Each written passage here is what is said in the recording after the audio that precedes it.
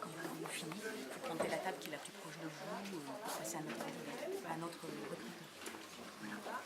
On attend des candidats qui soient forcément motivés et surtout qui s'engagent vraiment dans leur mission. C'est-à-dire que s'ils veulent vraiment travailler, quand ils s'engagent et qu'ils nous disent oui, qu'ils s'y présentent, ça peut paraître bête, mais beaucoup d'intérimaires nous disent oui et puis en fait ne se présentent pas aux missions. De la ponctualité et de la rigueur, c'est vraiment les principales qualités pour un bon candidat chez nous. Peu importe l'expérience, elle peut passer secondaire si vraiment les qualités de la rigueur et la ponctualité sont vraiment présentes. Voilà. Nous sommes curieux de savoir les caractères des candidats qui sont passés. Voilà. Alors, on a introduit un petit peu tous les candidats, beaucoup de gens motivés évidemment dans l'espoir de trouver du travail, des gens qui sont déjà en contrat mais d'insertion, dont ça va se terminer, d'autres personnes qui sont en chômage longue durée, ce qui va nous permettre aujourd'hui, nous, de leur proposer soit en effet un métier, un travail, en passant par de la formation ou de l'embauche directe. Il y a plutôt des profils ce matin plutôt motivés dans l'ensemble. Merci bien.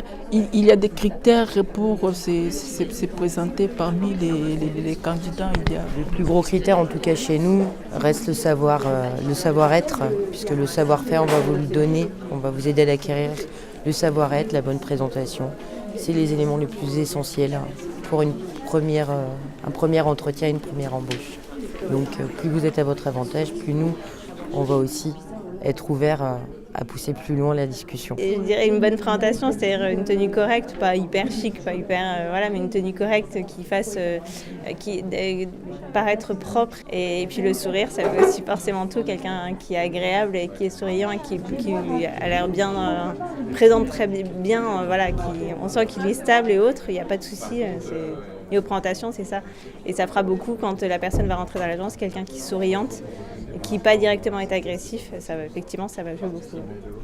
Et merci. Je voulais aussi savoir concernant les candidats qui viennent auprès de chez vous, ça ne cause pas de problèmes au moment où il n'a pas de permis de conduire, ça joue aussi ou bien ça cause pas? Ça ne joue pas parce qu'on travaille avec des sociétés qui sont desservies par les transports en commun.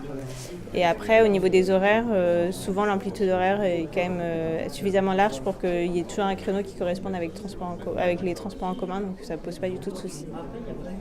J'ai rencontré effectivement un certain nombre de personnes, pour la plupart motivées, pour la plupart connaissant quand même déjà un peu le nettoyage et ont déjà eu une première petite expérience. Il y a des personnes que je serais invitée à revoir en entretien, notamment pour leur faire passer un questionnaire de mise en situation professionnelle que j'utilise pour mes recrutements. Le petit hic, je dirais, c'est que aucune d'entre elles n'a son permis, ni de voiture évidemment.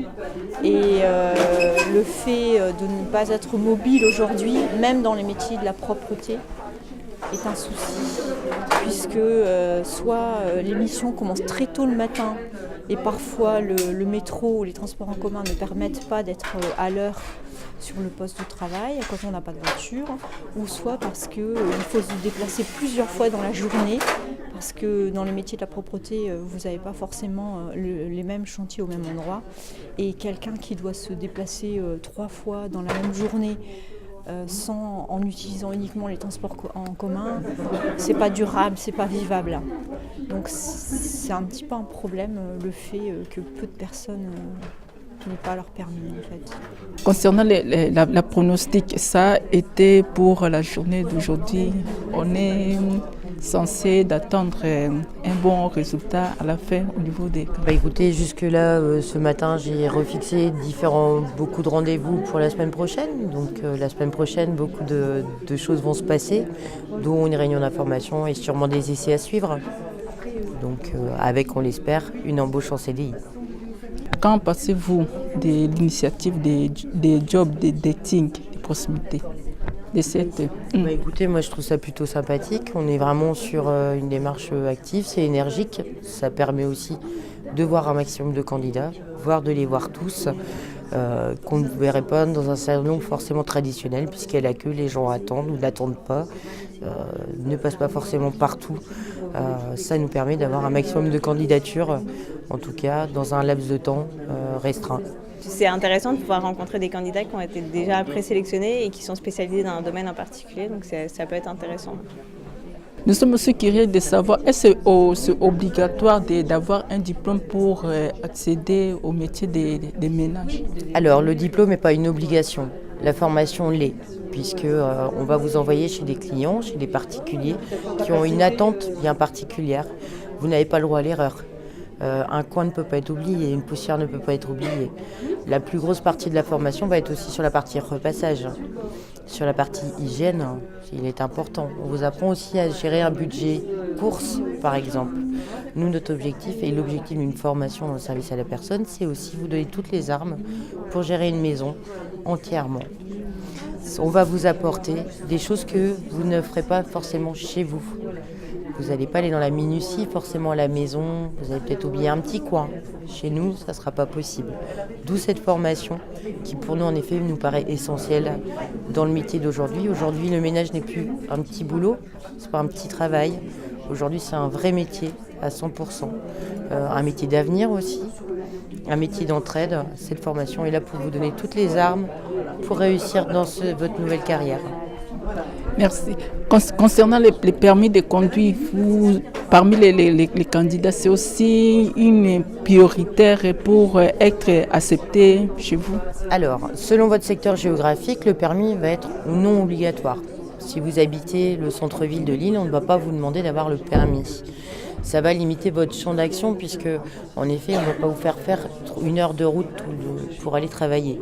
On va vous mettre dans un rayon, évidemment, proche de chez vous. Le permis est utile parce qu'il y a certains secteurs comme à Roubaix, comme à Bondu, comme à Lambersart, où ce n'est pas desservi en transport en commun. Donc là, évidemment, le véhicule va être obligatoire. Il se peut aussi que vous habitiez plus loin que Lille, comme Armentières, etc. Là, en effet, c'est des coins où il faut être véhiculé pour pouvoir aller d'une maison à l'autre dans ce secteur-là, puisque les transports en commun ne sont pas les mêmes qu'à Lille, par exemple. À Lille, on a le métro, le bus, le tram, on est bien desservi. Sur Armentières, ça va être des bus qui ne passent pas tous les quarts d'heure, par exemple. Donc là, en effet, le véhicule sur ces secteurs-là va être obligatoire. Et merci bien. Je vous en prie.